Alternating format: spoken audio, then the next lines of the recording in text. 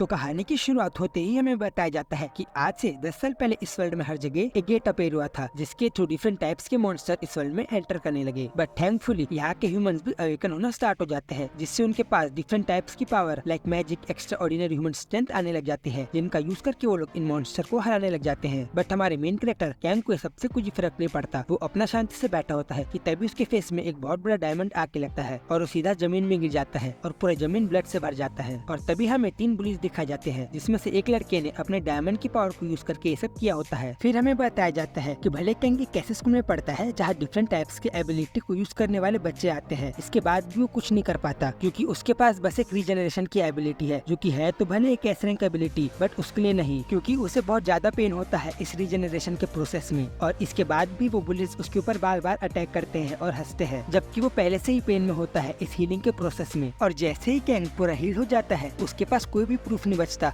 Police और teacher को दिखाने के लिए कि उन तीनों बुलीज ने उसके ऊपर अटैक किया था, और इस रीजन से पुलिस और टीचर उसकी मदद नहीं कर सकते। बट ऐसा नहीं है कि प्रूफ न होने के कारण वो उसकी मदद कर ही नहीं सकते, बट वो उसकी हेल्प करना भी नहीं चाहते, क्योंकि वो तीनों बुलिस एक एस रैंक हंटर्स है और इस कंट्री में गवर्नमेंट के थ्रू इस एस रैंक हंटर्स को कुछ स्पेशल ट्रीटमेंट दी जाती है। बट इतना सब होने के बाद भी कैंग रोज स्कूल जाता है। इसका रीजन सिर्फ उसकी मॉम है, क्योंकि जब कैंग 5 साल का था तभी उसकी फादर की डेथ हो गई थी और अभी उसकी मॉम एक छोटा सा होटल चला के पूरा घर चला रही है। और जब भी उसकी मॉम उससे पूछती है कि आज का स्कूल का दिन कैसा गया, उसे झूठ बोलना पड़ता है कि उसका दिन अच्छा गया, क्योंकि उसे अपने पे भरोसा है कि जैसे वो एक बार स्कूल से ग्रेजुएट हो जाएगा, उसे एटलीस्ट एक सी रैंक हंटर की जॉब तो मिल ही जाएगी, जिससे कैंग और उसकी मॉम अभी से बेटर लाइफ जी पाएंगे। यहाँ हमें कैंग खुश लग रहा था। फिर कुछ टाइम बीतता है और उसकी मॉम का बर्थडे रह जाता है। बट ये वही दिन था जब कैंग को लगा कि अब उसके लिए सब कुछ खत्म हो गया है, जब उसे पता चलता है कि उन तीनों बुलीज ने उसकी मॉम को इतना मारा कि अब वो हॉस्पिटल में है और पूरी अनकॉन्शियस है और अब वो आगे कुछ भी नहीं कर सकती। ऑफिसर्स ने तो कहा ये बस एक एक्सीडेंट था, बट कैंग को पता है जब वो तीनों बुलीज रैंडमली उसकी मॉम के होटल चले गए थे और वहाँ वो मेन बुली कैंग की मॉम को बोलता है, तुम बहुत हॉट हो, तुम मेरे बारे में क्या सोचती हो,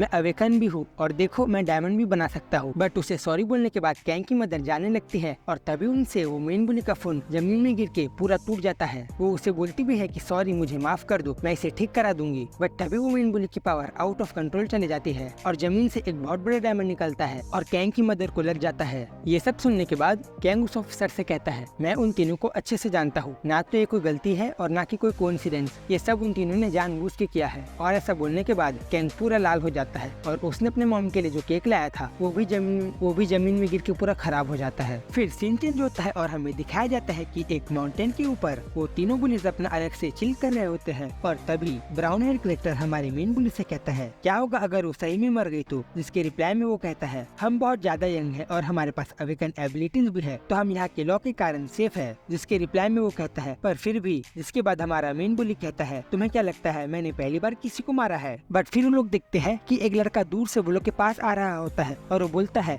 तुम लोगों ने वो सब क्यों किया? जिसे सुनने के बाद वो लोग बोलते हैं कि ये कौन है? बट फिर हम लोग देख पाते हैं कि वो लड़का कैंग था और वो बहुत ज्यादा गुस्से में था और वो फिर से बोलता है, मैंने पूछा क्यों तुम लोगों ने मेरी मॉम के साथ वो सब किया कमीनो? जिसे सुनने के बाद हमारे मेन बुली स्माइल करता है और वो बोलता है, ओह तो तुम्हारी मॉम थी, वो बहुत ज्यादा यंग थी। इसे सुनने के बाद कैंग उसे मारने के लिए भाग के आगे बढ़ता है, बट फिर वो मेन बुली अपने डायमंड की पावर को यूज करके एक बहुत बड़ा रॉड बनाता है और उसे हमारे मेन कैरेक्टर के आर पार कर देता है, जिसे निकालने के लिए कैंग अपने दोनों हाथों से उस रॉड को पकड़ता है और अपनी पूरी पावर लगाता है उसे निकालने के लिए।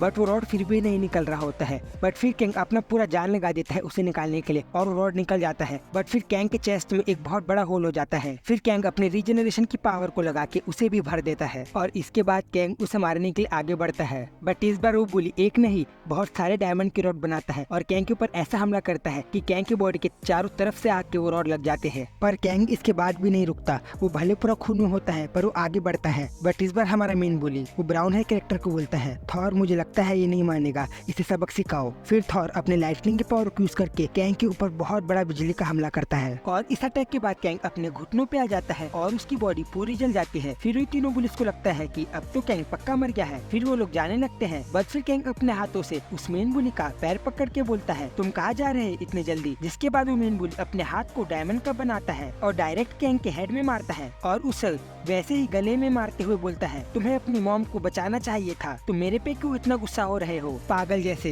और फिर वो उसे इतना मारता है कि कैंग के दांत तक बाहर आ जाते हैं। फिर वो सैंडमैन को बोलता है एक गड्ढा खोदो अपने पावर से। फिर कैंग बोलता है तुम क्या करोगे। फिर उसे मेन बोली चुप रहने को बोल के बहुत सारे डायमंड से उसके ऊपर अटैक करता है। जिसके बाद कैंग बोलता है मैं तुम्हें मार दूंगा तुम सबको। जिसके बाद मेन बुली उसे बोलता है कोशिश करके देख लो। फिर उसे वो बुलिस एक बड़े से डायमंड के अंदर मरने के लिए छोड़ देते हैं। और इसके बाद हम लोग देखते हैं कि कैंग अपना पूरा ट्राई कर रहा होता है उसके अंदर से निकलने का। वो बहुत जोर से चिल्लाता भी है बट अंदर से भी कांटों के डायमंड होने के कारण वो कुछ नहीं कर पाता। वो फिर से तड़प के चिल्लाता है क्योंकि उसे एयर भी नहीं आ रही थी और उसे बहुत पेन हो रहा था। वो अपना होश भी खो रहा था पर अपने रीजनरेशन एबिलिटी के कारण उसे होश में रहना ही पड़ रहा था फोर्सफुली। और उसे अपने इस एबिलिटी के कारण बहुत पेन भी हो रहा था। वो भी हर समय जितना वो सहन कर सके उससे भी ज्यादा दर्द। और अपने इस एबिलिटी के कारण वो मर भी नहीं पा रहा था। उसे रोना भी आता है और एकदम पावरलेस फील होता है। पर फिर उसे याद आता है कि ऐसे ही उसकी मॉम फील कर रही होगी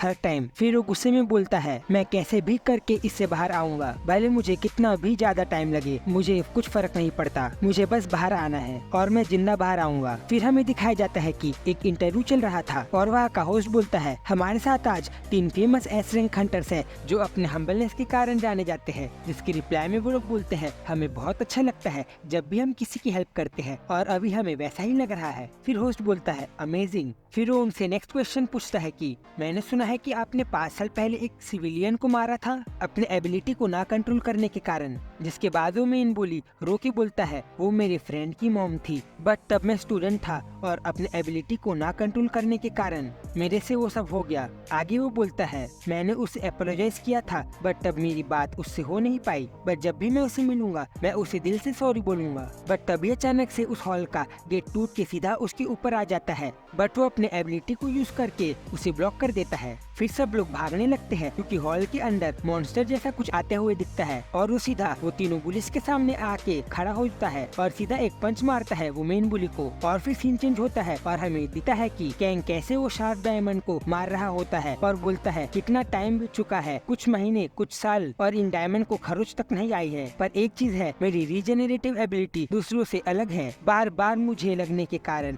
ये एबिलिटी वर्क कर रही है और अब मैं स्ट्रॉन्गर बन गया हूँ पहले से। मेरे अंदर का स्केलेटन बाहर आ गया है उस ग्रेव से। मेरी बॉडी में फिर से पेन, ब्लड, हड्डी टूटना सब कुछ फिर से हो रहा है और जब मैं इसे रीजनरेट करता हूँ तब उसका पेन मौत से भी ज्यादा दर्दनाक होता है। और मैं ये सब बार बार करता गया और फिर हमें वापस से प्रेजेंट सीन दिखता है जहाँ कैंग एक जोर से पंच मारता है उस मेन बुली को और फिर वो सीधा फेंका के दीवार के पास गिर जाता है जिससे बाकी दोनों बुली शॉक हो जाते हैं। और फिर हम कैंग को देखते हैं जो कि पूरा बदल गया था और हमें कैंग का न्यू लुक दिखाया जाता है जो कि बहुत ज्यादा खतरनाक था और डेडली दिख रहा था और उसकी पूरी बॉडी भी। और फिर कैंग बोलता है तुमने बोला था ना मैं बाहर आके दिखाऊं, लो देखो मैं आ गया हैवानो। और यही ये मानवा खत्म हो जाती है। आई होप सो आपको ये वीडियो अच्छा लगा होगा। जल्दी मिलते हैं नेक्स्ट वीडियो में, तब तक के लिए बाय बाय।